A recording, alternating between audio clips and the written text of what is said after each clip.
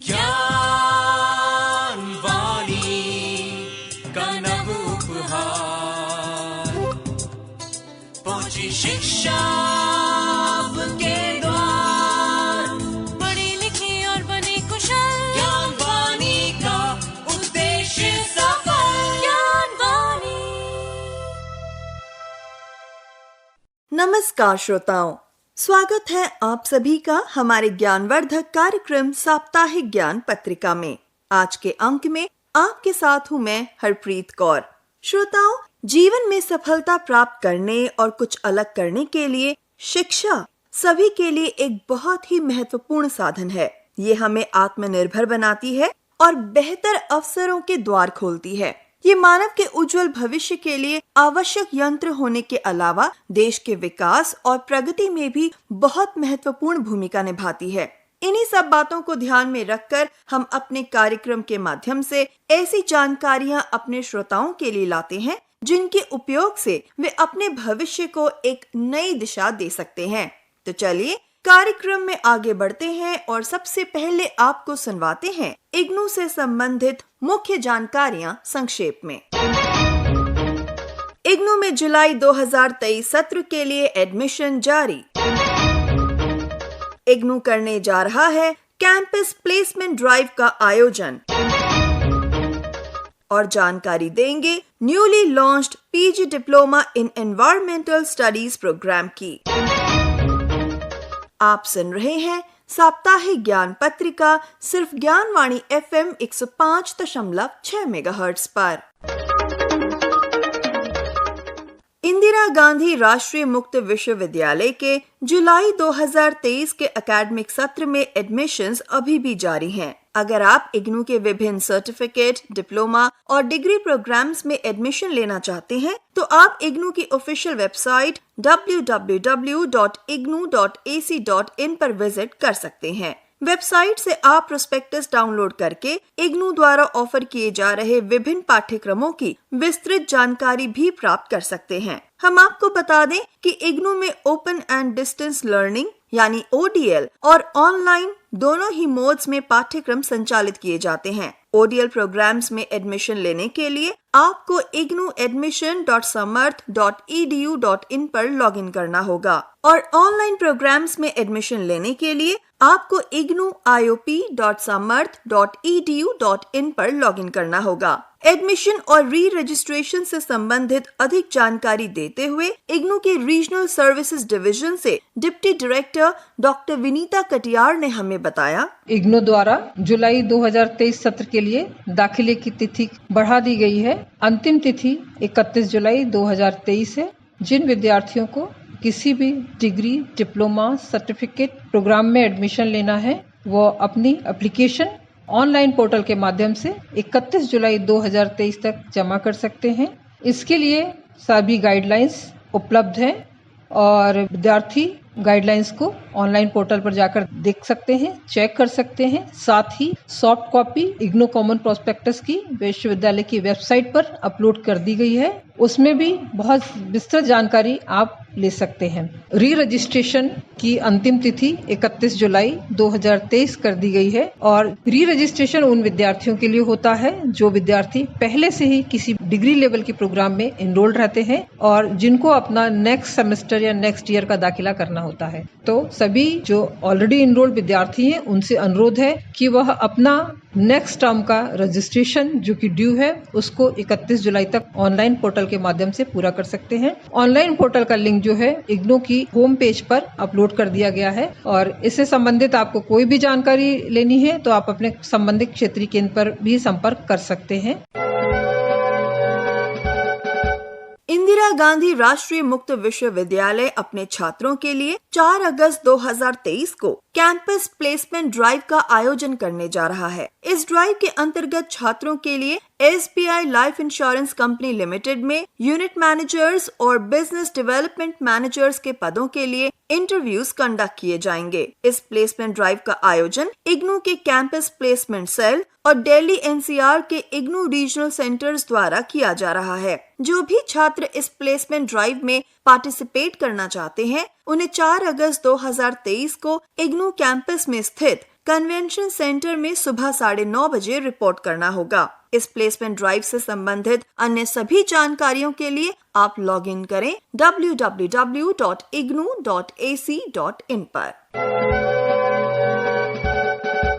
इंदिरा गांधी राष्ट्रीय मुक्त विश्वविद्यालय के school of interdisciplinary and transdisciplinary studies के द्वारा जुलाई 2023 के एकेडमिक सेशन से एक नया प्रोग्राम लॉन्च किया गया है। ये कार्यक्रम है post graduate diploma in environmental studies. किसी भी स्ट्रीम में ग्रेजुएट छात्र इस प्रोग्राम में एडमिशन ले सकता है। इस प्रोग्राम का मीडियम ऑफ इंस्ट्रक्शन इंग्लिश है और इसे पूरा करने के बाद छात्र MA इन एनवायरमेंटल स्टडीज प्रोग्राम में लैटरल एंट्री भी ले सकते हैं। इस प्रोग्राम के बारे में अधिक जानकारी आप इग्नू की ऑफिशियल वेबसाइट www.ignu.ac.in से प्राप्त कर सकते हैं। तो श्रोताओं, ये थी इग्नू से संबंधित मुख्य जानकारियाँ। आप सुन रहे हैं साप्ताहिक ज्ञान पत्रिका सिर्फ ज्ञानवाणी FM 105.6 मेगाहर्ट्ज पर। साप्ताहिक ज्ञान पत्रिका में अब समय है हमारे करियर सेगमेंट का, जिसमें हम जानेंगे कि किस तरह आप म्यूजिक थेरेपी के क्षेत्र में अपना करियर बना सकते हैं। आजकल की भागदौड़ भरी जिंदगी ने लोगों के शारीरिक और मानसिक सेहत को बुरी तरह से प्रभावित किया है। इन समस्याओं से छुटकारा पाने के लिए लोग ऐसे इलाज के विकल्पों की तलाश में रहते हैं जो बगैर किसी साइड इफेक्ट्स के उन्हें स्वस्थ बनाए रखने में मदद कर सकें। इन्हीं विकल्पों में से एक फील्ड है म्यूजिक थेरेपी। म्यूजिक अब सिर्फ मनोरंजन का साधन ही नहीं रह गया है, इसके आधार पर थेरेपी भी दी जाती है। संगीत दर्द को कम करने में हमेशा ही प्रभावी माना जाता है। हालांकि अब एक नए शोध में भी इस बात की पुष्टि हो चुकी है। शोध का कहना है कि स्ट्रोक से पीड़ित रोगियों को स्वस्थ करने में म्यूजिक थेरेपी काफी असरदार होती है। इसके जरिए रोगियों का मूड सही करने, एकाग्रता में सुधार करने और दिमाग की कार्य प्रणाली में सुधार करने की मदद मिलती है। जहाँ तक करियर का सवाल है, ये एक नई स्ट्रीम है, लेकिन इसमें स्कोप लगातार बढ़ रहा है। म्यूजिक थेरेपी में मरीजों के स्वास्थ्य के सुधार के लिए संगीत का प्रयोग किया जाता है। इसमें अलग अलग तरह के साउंड वाइब्रेशंस की मदद से मरीज के शरीर में सकारात्मक बदलाव लाए जाते हैं। म्यूजिकल थेरेपी में म्यूजिक सुनने से लेकर म्यूजिकल इंस्ट्रूमेंट बजाना, गाना, लिखना और सुनना भी शामिल है। ये भी तेजी से उभरता हुआ करियर ऑप्शन है और यहाँ पर स्कोप और जॉब्स की कोई कमी नहीं है। म्यूजिक थेरेपी में करियर बनाने के लिए उम्मीदवार का किसी भी स्ट्रीम से 12वीं पास होना जरूरी है। इसके बाद वे म्यूजिक थेरेपी में सर्टिफिकेट या डिप्लोमा कोर्स कर सकते हैं। म्यूजिक थेरेपिस्ट बनने के लिए संगीत की अच्छी समझ और अलग अलग वाद्य यंत्रों का ज्ञान होना जरूरी है, क्योंकि आप इसी के आधार पर इस फील्ड में अपने तकनीकी स्किल्स को विकसित करते हैं। इसमें रुचि रखने वाले उम्मीदवारों का क्रिएटिव होना भी बहुत जरूरी है। देश में ऐसे कई संस्थान हैं जहां से आप म्यूजिक थेरेपी के कोर्सेज कर सकते हैं। हम आपको बता दें कि इस फील्ड में तरक्की के लिए स्टूडेंट्स को संगीत, बायोलॉजी, साइकोलॉजी, फिजियोलॉजी के अलावा सोशल एंड बिहेवियरल साइंस के कोर्सेज भी करने होते हैं। याद रखें कि म्यूजिक थेरेपिस्ट के पास अपने फील्ड में कम से कम बैचलर डिग्री होना जरूरी है। आप ग्रेजुएशन के बाद MA या डॉक्टरेट की डिग्री भी ले सकते हैं। Certification board for music therapist की परीक्षा पास करने के बाद आप म्यूजिक डॉक्टर के तौर पर काम करने का लाइसेंस हासिल कर सकते हैं। श्रोताओं, म्यूजिक सिर्फ एंटरटेनमेंट का साधन ही नहीं है, आज ये इलाज का भी एक माध्यम है। ये बेहद तेजी से आगे बढ़ रहे कोर्सेज में से एक है। म्यूजिक डॉक्टर का लाइसेंस हासिल करने के बाद आप एक प्रोफेशनल के तौर पर एक psychiatric hospital, health agency, rehabilitation centres और प्राइवेट नर्सिंग होम्स में काम कर सकते हैं। इसके अलावा आप खुद का क्लिनिक भी शुरू कर सकते हैं। तो श्रोताओं, ये था हमारा आज का करियर सेगमेंट, जिसमें हमने जाना कि आप किस तरह से एक म्यूजिक थेरेपिस्ट के रूप में अपना करियर शुरू कर सकते हैं। आप सुन रहे हैं साप्ताहिक ज्ञान पत्रिका। अब समय है रोजगार संबंधित जानकारी का। प्रसार भारती नई दिल्ली में news reader cum translator reporter और कॉपी एडिटर के पदों के लिए आवेदन आमंत्रित किए गए हैं। आप इन पदों के लिए 2 अगस्त 2023 तक आवेदन कर सकते हैं। अधिक जानकारी के लिए लॉगिन करें prasarbharati.gov.in पर। National institute of nutrition Hyderabad में टेक्निकल असिस्टेंट, टेक्नीशियन और लेबोरेटरी अटेंडेंट के पदों के लिए आप 14 अगस्त 2023 तक आवेदन कर सकते हैं। अधिक जानकारी के लिए लॉगिन करें www.nin.res.in पर। Shyamlal college evening university of Delhi में असिस्टेंट प्रोफेसर के 60 पदों के लिए आवेदन आमंत्रित किए गए हैं। आप इन पदों के लिए 11 अगस्त 2023 तक आवेदन कर सकते हैं। अधिक जानकारी के लिए लॉगिन करें colrec.uod.ac.in पर। तो श्रोताओं, ये थी रोजगार संबंधित जानकारियाँ। आप सुन रहे हैं साप्ताहिक ज्ञान पत्रिका। अब समय है आपको ऐसे तथ्यों से अवगत कराने का जिनके कारण रहा बीता सप्ताह इतिहास में खास। जी हाँ, अब समय है हमारे segment history of the week का।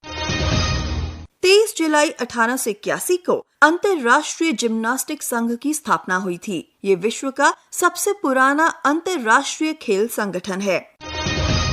24 जुलाई 2001 को सुब्बारमन विजय लक्ष्मी शतरंज की पहली भारतीय महिला ग्रैंड मास्टर बनी। 25 जुलाई 1978 को दुनिया के पहले IVF शिशु लुई ब्राउन का जन्म इंग्लैंड के ओल्डहैम शहर में हुआ था। 26 जुलाई 1999 को भारत ने कारगिल युद्ध में पाकिस्तान पर विजय प्राप्त की थी। इस ऐतिहासिक दिन को चिन्हित करने के लिए हर वर्ष 26 जुलाई को कारगिल विजय दिवस मनाया जाता है। 27 जुलाई 1939 को क्राउन रिप्रेजेंटेटिव्स पुलिस की स्थापना हुई थी, जिसे भारत की स्वाधीनता के बाद सेंट्रल रिजर्व पुलिस फोर्स यानी CRPF का नाम दिया गया। 28 जुलाई 1925 को हेपेटाइटिस बी वायरस की पहचान कर उसके डायग्नोस्टिक टेस्ट और वैक्सीन को विकसित करने वाले नोबेल प्राइज विजेता बारूक सैमुअल ब्लमबर्ग का जन्म अमेरिका के ब्रुकलिन शहर में हुआ था। उनके सम्मान में हर वर्ष 28 जुलाई को विश्व हेपेटाइटिस दिवस मनाया जाता है।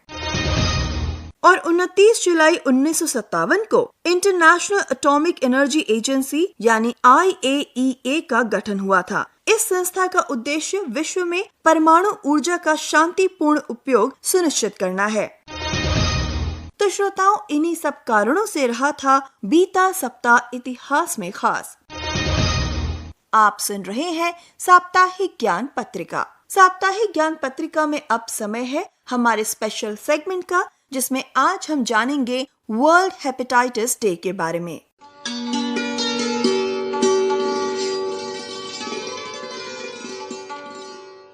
अट्ठाईस जुलाई को हर साल पूरी दुनिया में वर्ल्ड हेपेटाइटिस डे यानी विश्व हेपेटाइटिस दिवस मनाया जाता है। ये दिवस लोगों में इस बीमारी की रोकथाम, परीक्षण और उपचार के बारे में जागरूकता फैलाने के लिए मनाया जाता है। हेपेटाइटिस मूल रूप से लिवर से जुड़ी बीमारी है जो वायरल इन्फेक्शन के कारण होती है। इस बीमारी में लिवर में सूजन आ जाती है। हेपेटाइटिस वायरस के 5 मुख्य प्रकार हैं: A, B, C, D और E। हेपेटाइटिस B और C वैश्विक स्तर पर करोड़ों लोगों में गंभीर बीमारी के कारण बनते हैं। वर्ल्ड हेपेटाइटिस डे 28 जुलाई को नोबेल पुरस्कार विजेता वैज्ञानिक डॉक्टर बारूक ब्लमबर्ग के जन्मदिन पर उन्हें सम्मानित करने के लिए मनाया जाता है। उन्होंने हेपेटाइटिस बी वायरस की खोज की थी। डॉक्टर बारूक ने ही हेपेटाइटिस बी वायरस के इलाज के लिए डायग्नोस्टिक टेस्ट और वैक्सीन भी डेवलप किया था। हर साल ये दिन एक थीम के साथ मनाया जाता है। इस साल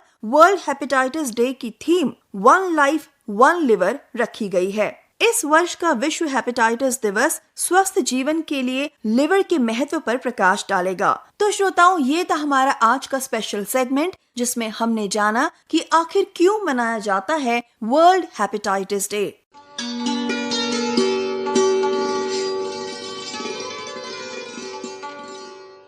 आप सुन रहे थे साप्ताहिक ज्ञान पत्रिका।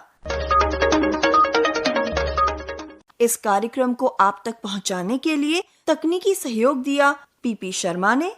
वाचन व आलेख रहा हरप्रीत कौर का, संपादन किया सदन लाल ने और प्रस्तुतकर्ता थे गजेंद्र दिवाकर। आज के इस अंक से मैं आपकी उद्घोषिका हरप्रीत कौर अब आपसे लेती हूँ इजाजत। नमस्कार। ज्ञान वाणी का नव उपहार, पहुंची शिक्षा